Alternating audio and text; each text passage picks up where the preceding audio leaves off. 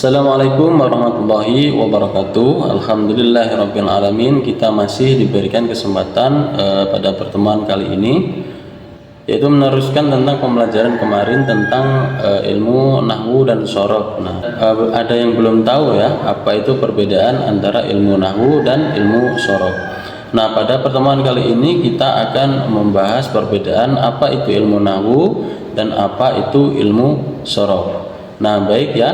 Di sini saya sudah membuatkan sebuah PPT antara ilmu nahwu dan ilmu shorof. Nah, di bagian ilmu nahwu ini sendiri gambarannya adalah bagaimana cara kita menyusun kalimat dengan baik dan benar. Nah, jadi nahwu di sini kegunaannya adalah bagaimana cara kita menyusun kalimat dengan baik dan benar.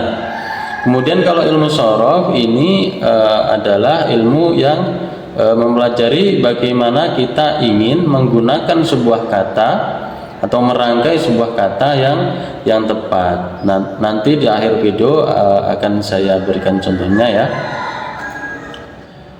Kemudian di sini saya ilustrasikan ilmu nahwu dan shorof ini sebagai sebuah bangunan, masih sama seperti ilustrasi kemarin, yang dimana dalam satu bangunan ini terdiri dari atapnya ya, bangunan pasti ada atapnya, kemudian ada dinding, kemudian ada pondasi, kemudian ada pintu, ada jendela dan lain-lain sebagainya.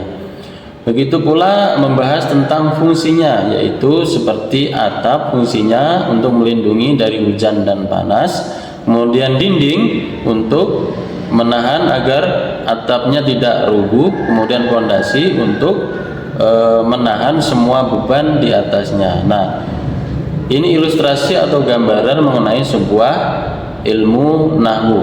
Kemudian ada lagi ilmu shorof ya. Ilmu shorof ini saya ilustrasikan seperti sebuah atap. Nah, tadi kan di pembukaan tadi sudah saya jelaskan kalau shorof adalah bagaimana kita ingin menggunakan sebuah kata yang tepat.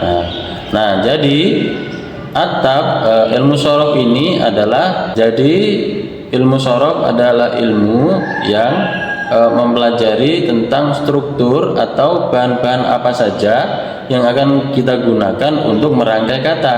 Nah, di sini saya ilustrasikan sebagai sebuah bangunan, misalkan atapnya saja. Sebelum digunakan sebagai atap, maka ini harus dipilih dulu kita akan membangun sebuah bangunan seperti apa. Kemudian membutuhkan material atap seperti apa. Adapun atap di sini ada atap itu terbuat dari daun, asbes, seng atau genteng. Kalau kita ingin sebuah bangunan rumah yang kokoh, maka kita harus memakai atap dari genteng. Kalau kita ingin membuat rumah-rumahan sawah begitu ya, maka cukup dengan daun atau asbes. Nah, inilah gambaran mengenai ilmu shorof. Jadi sebelum diterapkan ke sebuah rumah itu harus dipilih bahan bangunannya. Nah, ini dinamakan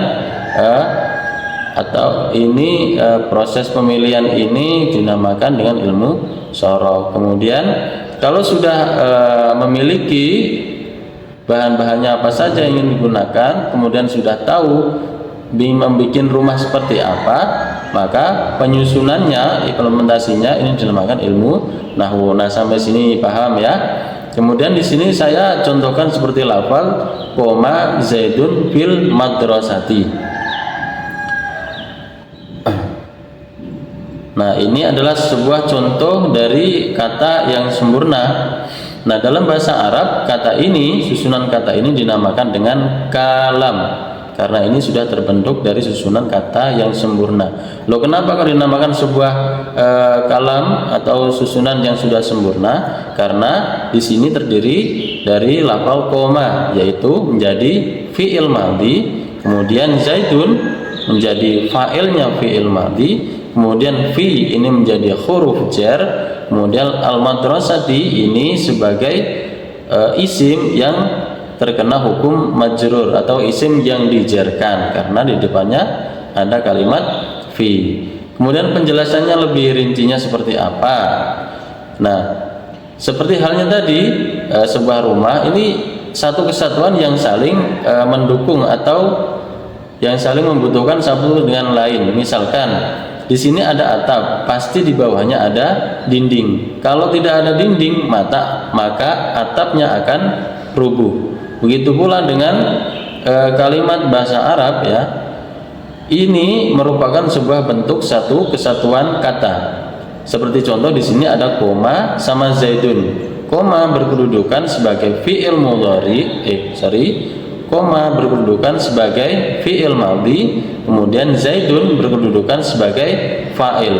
Nah, ini di dalam ilmu nahwu ini juga terkait. Terkaitannya di mana? Ketika ada fi'il madhi, maka wajib dan harus setelahnya pasti ada fa'il. Atau kaidahnya adalah setiap ada fiil di situ pasti membutuhkan fa'il. Nah, di sini ada lafal koma zaidun. Koma ini kedudukannya sebagai fiil madhi, kemudian zaidun ini kedudukannya sebagai isim fa'il. Nah, di mana kita tahu kalau ini sebuah isim? Karena dia ditanwin. Kemudian begitu juga dengan lafal setelahnya, yaitu fil madrasati. Nah, di sini ada kalimat fi yang berkedudukan sebagai huruf jar, kemudian ada kalimat al-madrasati. Al-madrasati ini sebagai kalimat isim yang dikenakan hukumnya fi. Maka kalau fi ini adalah sebagai huruf jar atau huruf yang dibaca kalau kita tahu fi ini sebagai huruf jar, maka al-madrasati haruslah dibaca jar juga. Nah, contohnya tandanya di mana jarnya, yaitu di harokat akhir kalimahnya al-madrasati. Jadi nggak boleh fil madrasatu, nggak boleh fil madrasata, harus fil madrasati. Karena di sini ada huruf fi yang menjadikan al-madrasati ini sebagai isim yang majrur atau isim yang dibaca jar. Sampai sini paham ya gambaran daripada ilmu nahwu. Kemudian bagaimana dengan gambaran sebagai ilmu shorof?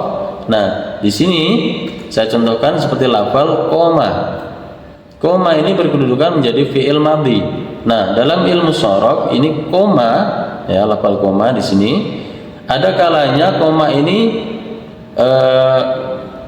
menjadi yakumu, menjadi kum, menjadi la takum. Jadi yakumu zaidun, kum zaidun, la takum zaidun. Jadi seperti itu ya.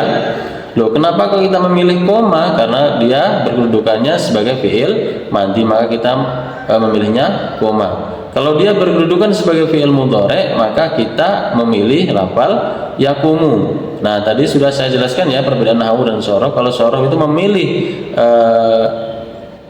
memilih kata mana yang akan kita pakai. Kalau ilmu nahwu itu menyusun kata yang sudah kita pilih tadi menjadi sebuah kalimat yang membentuk kalimat sempurna atau kalam.